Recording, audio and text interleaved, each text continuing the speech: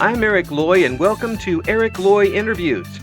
On this podcast, we talk with folks from the VTuber community on their channels, their talents, their stories, where they come from, and their plans for the future. Raze Rebell joins us. Hi. Hi, how are you doing today? I'm doing great. Better now that you're here. Please introduce yourself to everybody. Hello, everyone. My name is Raze Rebell. I am Irium's residential denim enthusiast, and I just really like denim. You'd have fit right in with the 70s. I'll tell you that. It was. Oh yeah, I bet. there was plenty of denim to go around. Sometimes it went from older cousins to younger cousins. That's like the best ones, man. Yeah. Having it passed down. Yeah, these were definitely broken in. Oh, good. Yes, yeah. Broken in for the last 30 years. They've been broken in. They still work. We're still gonna have them. So very durable. Yeah. So how long have you been VTubing? Not very long. I've actually started back in November 19th. That's when I first started. Oh, yeah. So what got you into it? Were you a fan of it, or did somebody dare you, or what? Oh yeah, I was a fan of it. So what ended up happening was I went to Offkai, which is one of the bigger VTubing conventions. Mm-hmm. And when I went to Offkai, I noticed that it just seemed like a lot of fun. And it was something that I wanted to do personally because I want to be able to make connections and talk to people and talk about like my interests also. It's kind of hard to do like day to day, especially with something niche like I do. Yeah. Yeah. Well, yeah. And and niche. Yeah, liking denim is very, very niche. Yeah. Well, I imagine there's plenty of websites that you could find for that sort of thing, but the entire VTubing thing is still kind of niche-y at the moment, although it's getting much less so, I think. Oh yes. And the audience is just going to get bigger, despite what some nimrods are saying. Right. And that's too bad for them. Right. And so for you, what made the difference in you actually getting behind the microphone? Made the difference.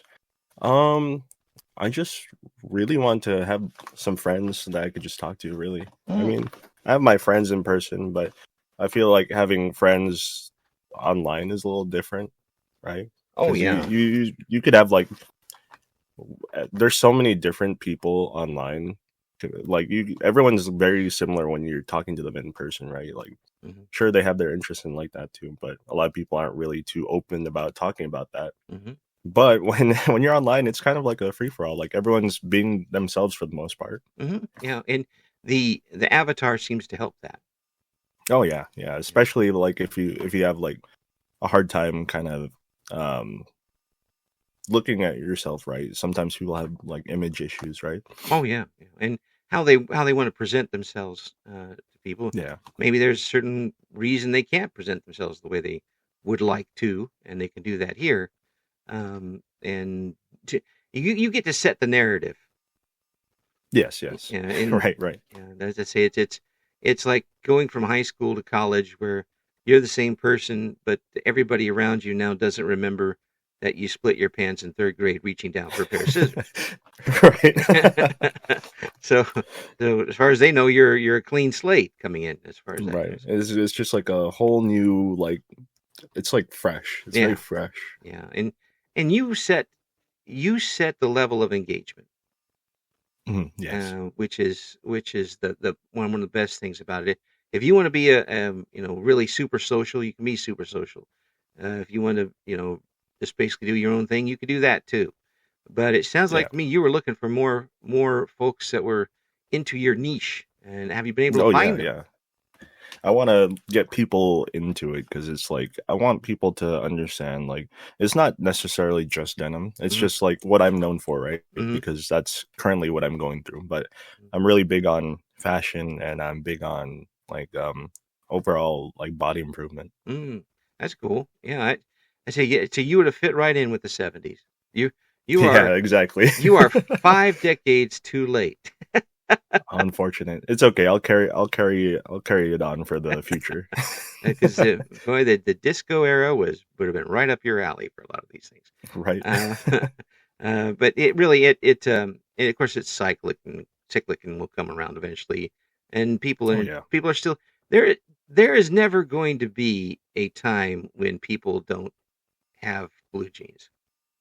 Oh yeah. No, it's too classic. Right. I don't think it'll really ever die out. No, it is even if you don't look at it as a fashion statement, it's just too right.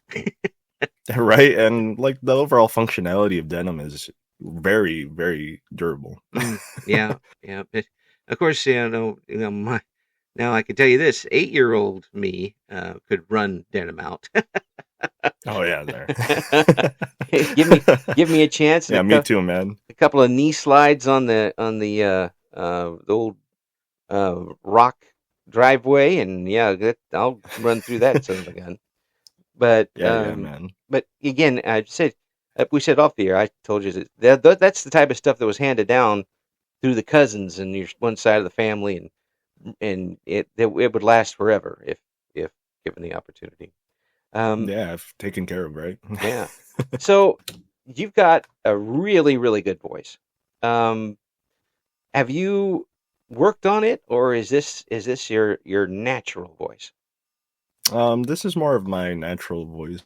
I have done like some, nothing professional, but I've done a little bit of voice acting for like some of my friends' projects. I've done covers, but I'm still like working on some of them. Yeah. At least for this account, right? Yeah. I'm trying to do covers, but I want to do it in a more professional sense where I finally get some art for it. I finally have someone else to mix for me instead of me doing it myself, because I'm like trying to wade through all of the different types of like mixing, right?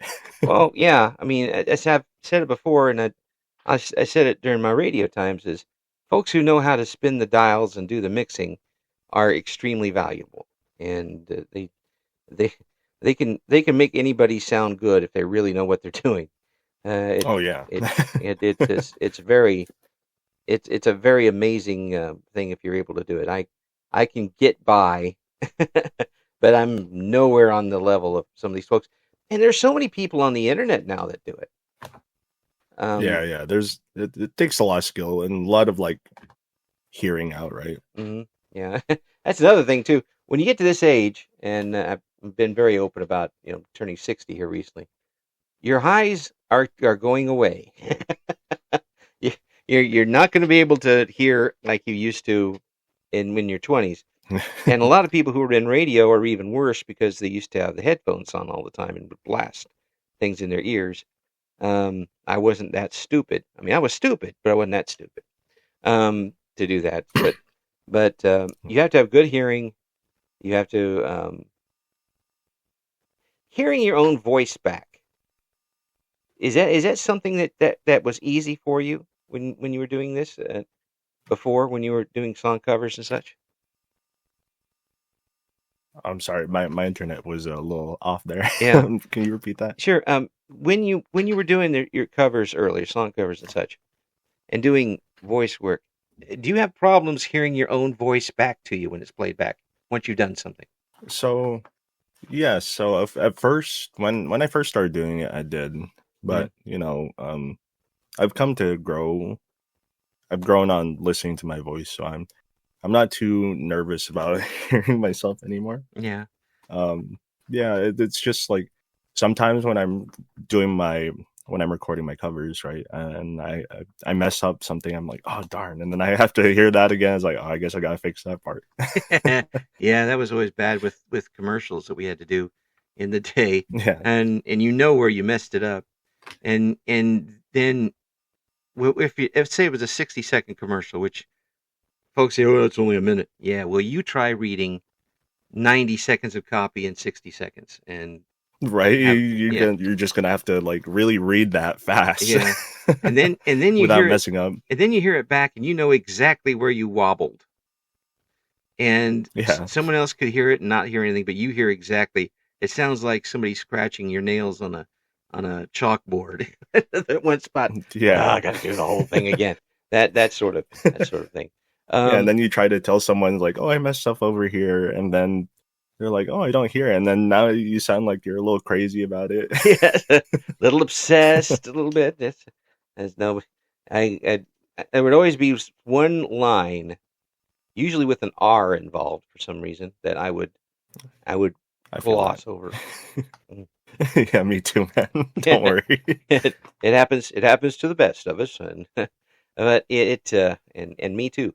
Um, so for you, getting behind the microphone and having an audience there live, Mhm. was that a big deal to you to have somebody there that was, getting that kind of immediate feedback?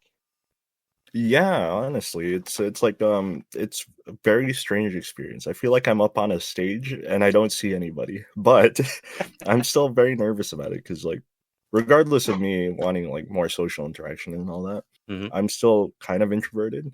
I'm like I'm on the fence between that. But it's it still gets me a little nervous when I try to sing something and Yeah, I'm like live. yeah, yeah.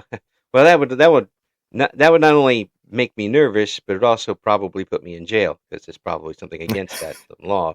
Um, but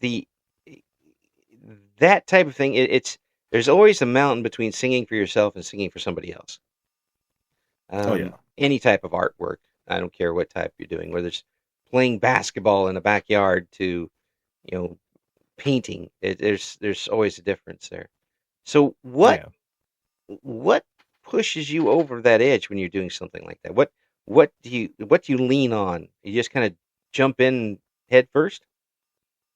Yep, jump in head first, man. I feel like a lot of me has been whether it's like doing the VTubing stuff or anything in my personal life. I'm usually jumping in head first, and I kind of like because it's like something like I don't want to be regretful about, right? Mm, well, yeah, yeah. I mean, it, it's it's hard for to go from someone being an introvert to actively pursuing Right, situations, right. right? It's hard. I mean, you're going, you're. I would think that it's just kind of a natural, um, unnaturalness, where it's Oh yeah. 180 degrees, but everything's saying run away, and you're trying to go forward. Yeah. So for me, I'm very big on being like uncomfortable in stuff Mm. because like it's like the same for when I go to work out. I don't like working out per se, right? Because of like one, I'm going out into the public and people can see me working out, Right. and then Yeah. two, I'm just like I'm in pain by the end of it, right? Hmm. But it's something that I associate discomfort with change and improvement. So Mm. it's just something that I do. Yeah. I associate discomfort with waking up in the morning. That too. um, but that sort of thing does mean that you've been able to focus yourself on improvement, and you know what you need to do that. Yes. Yeah. So, have you been able to take that and bring that to your online persona? And I have, yeah. have you been able to take your online interactions socially and improve your offline socialization? Yeah, I have. There's been times where I when I'm sometimes I'm like I don't know if I could stream right now because I'm like man I don't really feel like it, but I still do it anyways, right? Hmm. Because I'm just like I need to push through. I need to do that. Hmm. And then in person, I feel like um when I'm at work or something, right? Hmm. I have better interactions with people because I'm kind of just a little bit better at talking Hmm. now. Yeah. Well, yeah. I mean, and then now you're with Urian. Yeah. Yeah. So you're going to be talking with people. Right. It's almost like 1-to-1 because of the low latency. Yeah, it really is, and it still kind of freaks me out when I go in there and bug all the folks I've interviewed on here before. Um, now how fast it is. It's like, oh, I can't sneak up on anybody is the thing, because you guys know about it right away. So Yeah. that is a huge jump for someone who maybe is coming from a place of being reticent of opening up to people. Now you're again, you're not only going head first, you're jumping head first into the brick wall. Um, Yes. so was that one of the reasons why you did it? Because there's like, if you're going to do it, you go all the way. Oh yeah, yeah. Mm, One of the reasons I did it was just because I'm like, I I know myself and my capabilities, right? I want to be able to prove to myself that I could do something, mm, even if I feel uncomfortable about it. mm. Yeah, yeah. So how? So tell me about your experience with Arium so far. Urium has been very great. I enjoy it a lot. There's a lot of very kind people around Irium, and it's very welcoming. Even all the viewers with the early access streaming that that people are getting into, some of the viewers are becoming streamers, and then you kind of just have like this interweaving bonds with everybody. Mm, yeah, I've noticed that. I've noticed that when I go in and bug people, um, so I don't say contribute to their streams. I'm usually just bugging people. Uh, um, but there's a lot of Arium folks who are on other people's streams. Oh yes. Yeah, Well, it's very like supportive all around. Like yeah, everyone supports each other. yeah. Which would be good for someone who's uh who's taking a big step like you're doing with while doing this. Oh Um, yeah, you get a lot of support from everybody, and everyone's like, oh, especially if like you're an early access streamer and you're pre-debuting, right? hmm Everyone starts sending love your way. They're like, oh, go support them, go check them out. yeah, yeah, and then you're that would kind of make me even more nervous. Yeah, right. No, like some people get really boosted, and I'm like, oh my gosh, I'd be so nervous, especially like on my first stream. Yeah, When I first started streaming, I was like, oh my god, I'm so nervous. I don't know what I'm doing. yeah, yeah. It's when you did turn that microphone on, did it eventually come to you, or did it take a while for you to get the dynamics down? It came more to me because I do I have worked with audio equipment in the past, so but Yeah. like it came a little bit more natural after like I don't know a few days. hmm And how often are you streaming now with the service? Currently, right now, I've been a little bit off on it because I've been busy at work and in my own personal time. But before all that, I was doing daily streaming, and I do plan to do more daily streaming in the future. Yeah, yeah. And these are streams that don't have to be 6 hours each. Uh, No, no, that would I don't think I have the time for Yeah. that. Plus, it would hurt. I see folks doing it. Of course, a lot of folks are doing this for a living and do those types of streams. So, Oh but yeah, even on the old air shifts I did, if you go 6, 8 hours, your voice is pretty well shot. oh yeah. Even like when I go to like the 2 hour mark, I'm like, oh my goodness, how do people do this all day? Yeah, yeah, yeah. And that's what we used to do with the talk shows on the radio, and when especially if it was if you ever hear an open line talk show, that means one of two things. I'm a little radio lore for you. It means one of two things. Either one, the host has a really really big ego and really likes to hear themselves talk, or two, they couldn't get a guest. And if it's one, he'll fill it himself. He or she or they will fill it himself. If it's number two, then they're looking for help. They really want the call-ins, because Right. they don't have a plan going into it for the most part. If they had a plan, there'd be a guest, that sort of thing. With the way Irium is set up, you can have a guest, I imagine, and co-stream, But it is still very much on you and your personality to pull it through, isn't it? Yeah. For the most part, it is up to you, right? Mm-hmm. Sure, you could have like a co-stream with somebody, right? But Mm-hmm. that would require you to like be on a call in Discord and routing like the audio through your like interface into your mic and all that. Mm-hmm. But they won't be able to see your chat, and they you won't be able to see their chat. Yeah. So for the most part, it's still pretty much up to you. Yeah. Now, knowing that and knowing that it's very much a personality-driven field, how does it affect you when you see there are people coming back to your streams? When people come back to my streams, it honestly surprises me because I'm like, what did I do? What did I say? What's so interesting about what I said or have done? Like, especially like I said, I talk about denim a lot, Mm-hmm. and it's so I find it very niche, right? Mm-hmm. To be like as into denim as I am, and then me being able to convey that back into people, and them coming back into my stream just to hear more about it. It's just very interesting, and I'm like very surprised that people come back to my stream sometimes. You didn't even know there were that many people who wanted to know about it. Yeah, no, it's interesting Yeah. because I don't know. I guess the way I talk about some stuff sometimes can like inspire people. Like I've had people come back to my stream and say, "Oh my goodness, I wore a full denim outfit for you because of what you said." See, that's where the personality comes in, isn't it? Because really, when you're talking about something and you're really into it, the audience is going to pick up on that, and Yeah, they're going to ride along with you, and they're going to be more interested in what you're saying, and they're going to be more comfortable with you doing it, and they're going to pick up on that.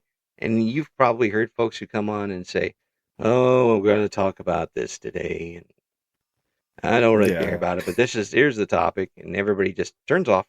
They they're not going to engage, and that is so much about what Irium is about. You need that engage. right. Yeah, a lot of people tell me is like, "Oh yeah," because I've asked people it's like, "Oh, you guys are back." I mean, I don't really do much, and then they say it's like, "Oh, I just like hearing how passionate you get about like stuff that you like." Yeah, I'm like, "Oh, thanks." yeah. It is very pure in that reaction because it's not necessarily if you go on with a game and you stream say on Twitter or Twitch I should say. I always get my two mixed up. Um, Luckily it's only those two I get mixed up. The read into that what you will. The if you have a game, then you can lean on that. You might get some people coming in just to watch you play the game.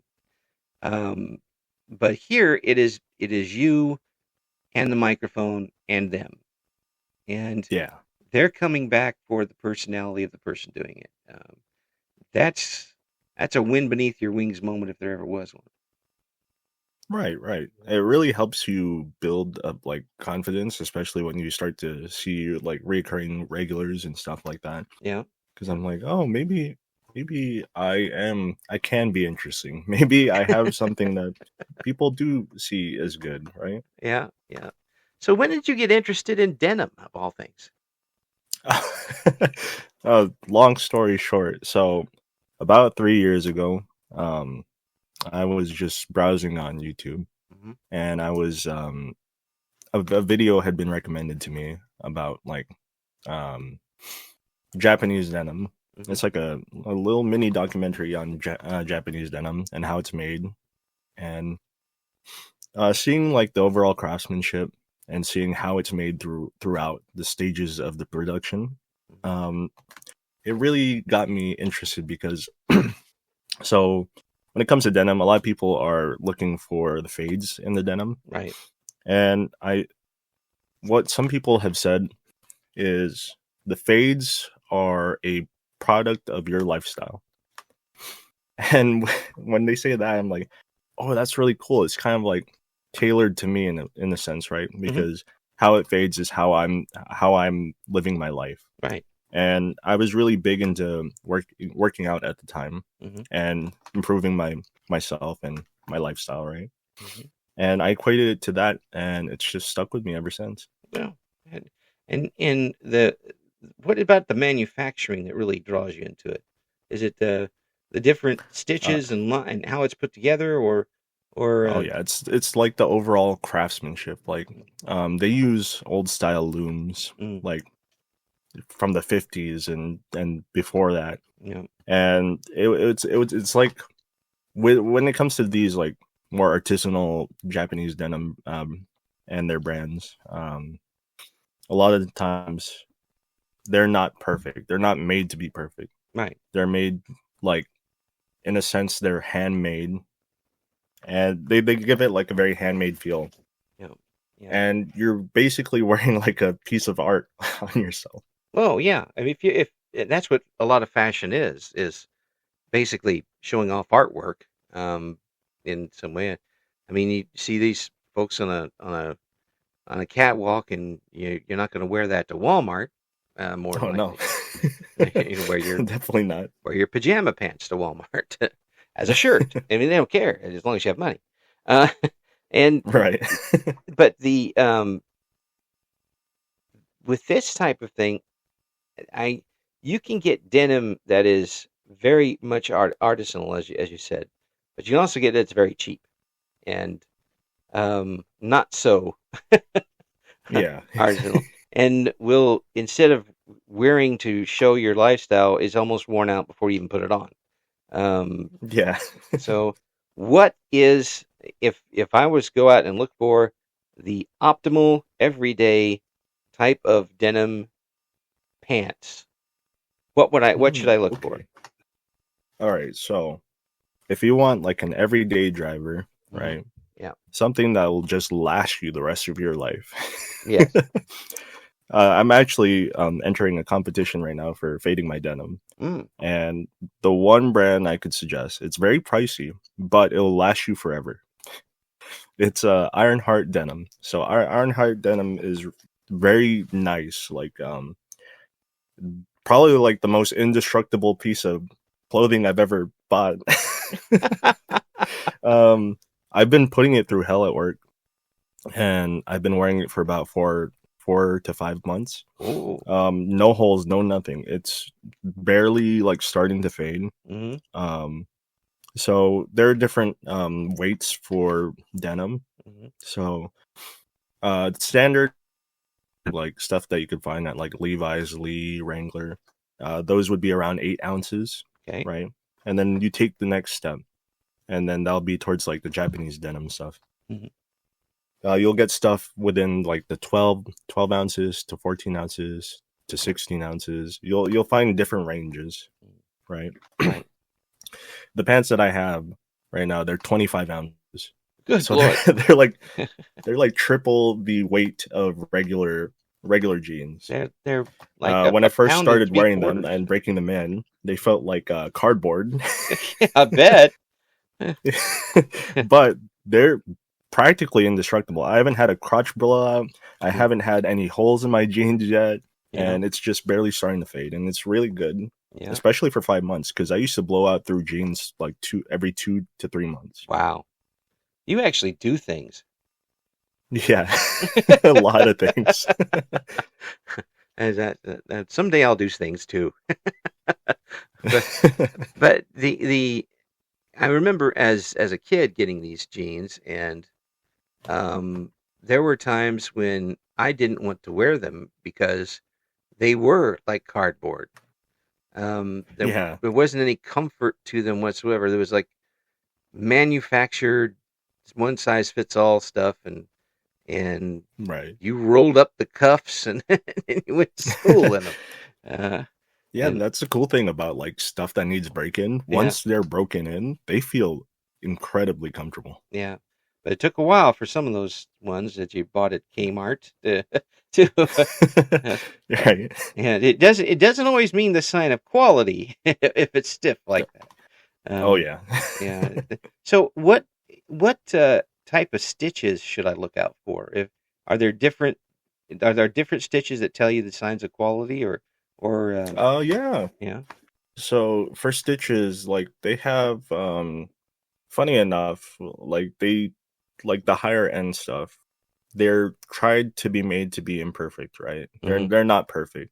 they're not incredibly like when it comes down to it, denim, the weave itself it's basically similar, depending if it's like a right hand twill or left hand twill. Mm-hmm. But they're both very similar. Um, but a lot of like the higher end stuff, they have like old style stitching. Like at the hems, you'll have like a chain stitch, Mm-hmm. which can be undone pretty easily, Yeah. depending on which brand you get from. Right. So where you get And, the strings coming out very quickly. Yeah, you get the strings coming out. Yeah. But some people like that because like it'll come undone naturally, right? Yeah. Depending on how rough you are with your jeans. Right. But they'll come undone naturally, and people like that look because it's like, oh, it's added to my lifestyle, right? Yeah. Yeah. That's the and or if they're like me, they're just too lazy to do anything about it. Yeah, that too. I kind of fall in that area. Still there? Are they still on? Okay, they're good. That's what. Pockets for these things. Some jeans are really really awful with the pockets, and Yeah, they'll go before the jeans will. And if you're a person who actually likes to have things in their pockets, yeah, and don't carry briefcases full of things like your phone and all that stuff, it's not a lot of fun. Do you find it tough for folks who are really tough on their denim to get good pockets that'll keep up with it? There's a couple of brands out there that do have pretty good pockets. Say like Full Count has pretty good pockets. Ironheart is okay with the pockets. Yeah. Like the pockets are gonna definitely break before your denim will, as I've heard. What else? Momotaro is pretty good with their pockets. There's a couple of brands that do kind of focus more on the pockets because they know that kind of stuff happens. Yeah. Sometimes the pockets are just an afterthought. Like Right. we just need some whatever terry cloth we have in the back. just just patch it up and stick it on there and just sew it together. It's fine. And you find you can't even stick your wallet in there. Right. At the end. And they'll just open up again. Yeah. So for you, Mr. Denim person, which is better, snap, fly, or button fly? I gotta say, button fly is superior. I must say. I never have to worry about my fly ever being down again. Yeah. Yeah. Unless the button goes flying. No, the ones that I have, they don't go flying. And I have had that happen. Oh, really? Yeah. Bing, ting, bing. Okay. Well, now I've got the rest of my shift. Right. And can find me a couple of paper clips or at the time we did stapler. Stapler will work. We actually had those pins, those diaper pins. Everybody had them at the time in the 80s. Oh yeah. And so we'd use those, anything that would keep them up the rest of the way. So are you a belt person or a suspenders person? I'm a belt person. I'm very big on belts. I don't think I could do suspenders for me personally. Yeah. I mean, I probably could, Yeah. but I feel like a belt is a little bit more convenient for me. Yeah, it depends on your shape. Right. My shape after a couple of times that they've gone in and replumbed is not there for a belt at this point. Yeah. It's not going to stay. It's just going to slide. So we'll stick with the straps right now. What are your feelings on the denim used in the Oshkoshes? The Oshkoshes. Yeah. The jumpers type things. Oh yeah. Overall, I feel like they're still really good too. Like I feel like denim just in general as a fabric, very durable, very rigid. Like you'll have your uses with denim. for the most part, as long as like it's not like if it's like a full 100% cotton thing and there's no elastic, Oh, you'll definitely get your worth on it. yeah, yeah, and don't shrink them. That's the fun part. That's And the fun part, man. it's It's the shrinking to get it formed to your body. yeah, yeah, yeah. For some of us, it already comes formed to the body. Okay, we don't need to shrink it and make it even turn into a headband at that point. Um, what if should people wash those denims differently than just throwing it in with everything else? I personally do. So what I end up doing is I actually hand wash my denim. Mm. I don't really put it in with any other piece of clothing because one, it's the dye is just going to like bleed onto everything, Mhm. and then two, I kind of like having the ability to kind of just like wring it myself. And I don't throw it in the dryer either. I hang dry it. I just Mm. treat my jeans very differently compared to my other clothes. Should get you one of those old crank washers. You can. You're right. Yeah, we actually had one of those when I was a kid. Um, Oh yeah. yeah, we didn't use it when we had it. I mean, it was good enough to stick our fingers in and get caught in it, but um, it was. I can see it working for someone who is an artiste such as yourself for this sort of thing. Yeah, it would be very nice, honestly. Yeah, spend the stream squeezing your squeezing out your denim. I've actually had a denim washing stream. So in the care of denim, what is the worst possible thing? What is the thing that we make the biggest mistake of? Biggest mistake? Yeah. I feel like some of the biggest mistakes people do is not washing their denim. Yeah. Like, so some people believe they shouldn't wash their denim from 6 months to a year. Oh, good Lord. and I feel like that could be the biggest mistake because when you wash your denim, you'll kind of retwist the threads Hmm. and it'll tighten it up and it'll kind of reinforce it'll kind of retwist it and then you'll kind of have not necessarily a new pair again, Yeah. but instead it'll kind of just be refreshed and Yeah. you'll get all the oils out, all the gunk out, right? Yes. And then you just have a new clean pair. But a lot of people are like, oh no, I need my contrast to my fades, right? Because the less you wash it, the more contrasty it'll be. Yeah. Because you're not really letting the dye kind of seep out through the water. And I feel like that's a very misconception thing to think about, right? Yeah. Because you're not going to lose all your progress just because you're washing it. No, Like but you just need to just soak it or something. So you could do anything. But I something. feel like that is the biggest mistake people do. Good gravy. 6 months? And when your overalls start walking along beside you, it's probably time to wash them. Yeah, exactly. I mean, Like there have been times people have mentioned, like, not to me, but like I've seen online, people are like, oh, should I wash my jeans? People have started saying they smell weird. I'm like, yeah, that sounds like you should wash your jeans, man. are they green? Yeah, you probably should. Yes. It'd probably be a good idea. Probably a little more often than once a decade. It'd probably be a good idea. Right? Yeah. Oh my gosh.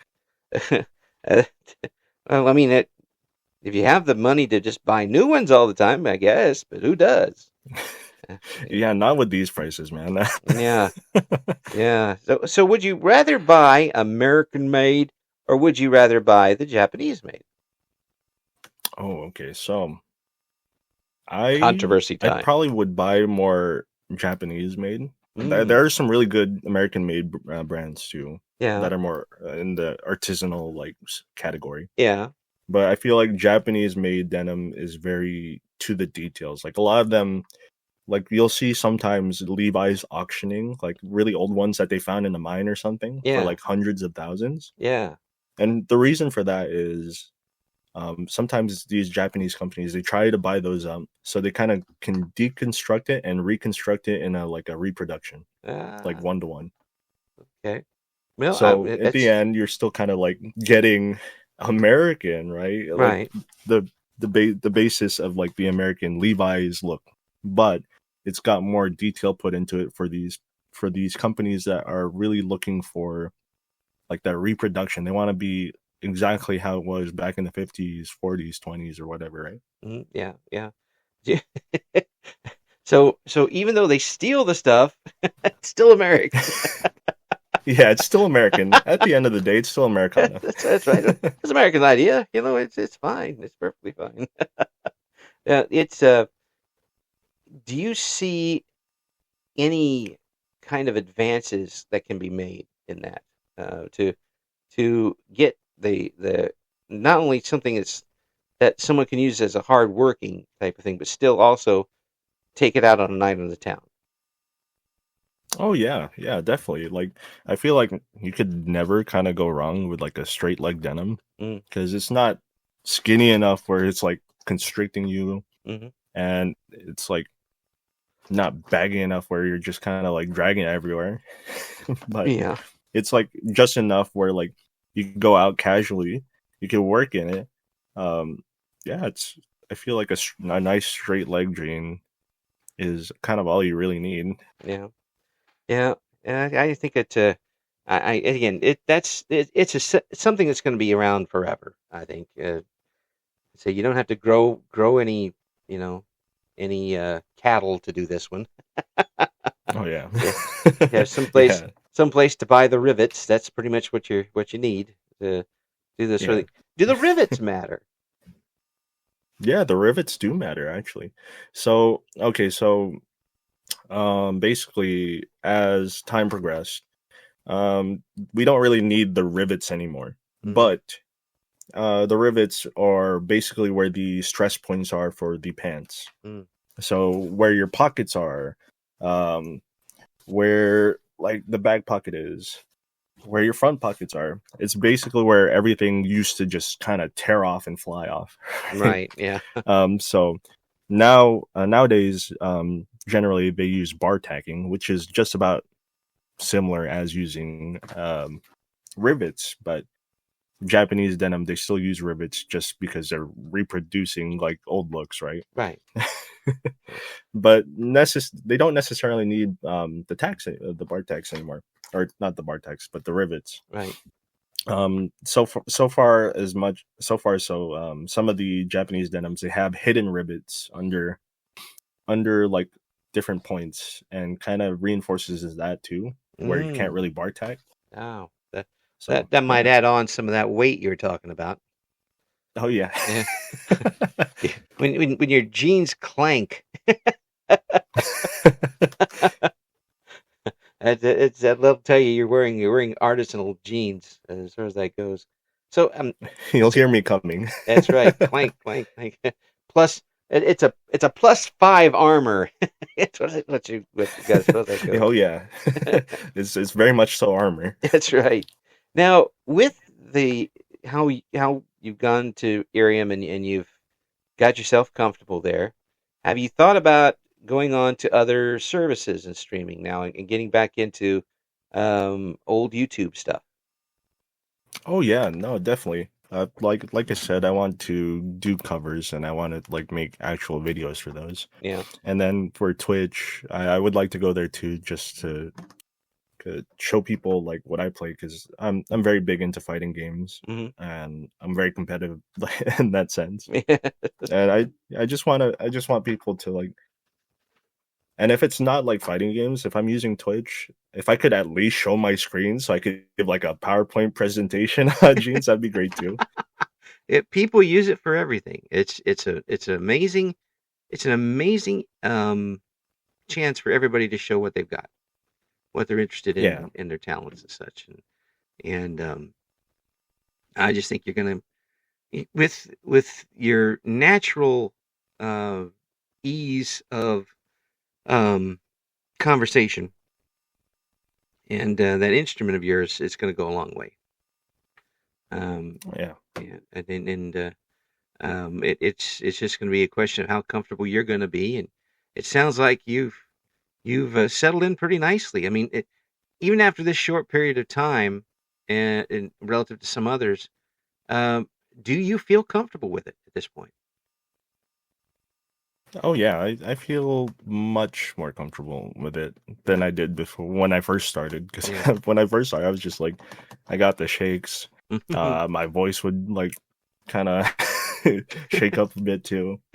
But You're now so more so, it's like I feel like I'm talking to a friend. yeah. You know? Oh yeah, and that's really good that you have that kind of rapport with the audience, especially on Irium, where it's all one-on-one conversations as opposed to um, you and a big blob of chat folks. There's Oh yeah.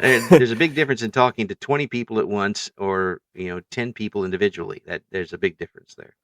Oh yeah, I see like some of the bigger streamers. I'm like, how do you even keep up with this? Yeah, yeah. When you hire the army as your uh, moderators to go through, you're pretty much up there. But there's still a lot more to come from uh, Raze for sure. I mean, we're gonna have the Irium link and the Twitter link set up so folks can check out what you got going on, and also um, download the Irium. You get that on your phone. It makes it very easy to do at work and hide from your boss. Um, or at home and hide from your wife, who is also your boss. That'll work too. Uh, but again, another one of the great folks that Irium's got coming up here, Raze Rebel. Thank you so much for coming on. Thank you for having me so much, Mr. Loy. Thank you for listening to Eric Loy Interviews. Join us again next time when we talk to another member of the always interesting VTuber community.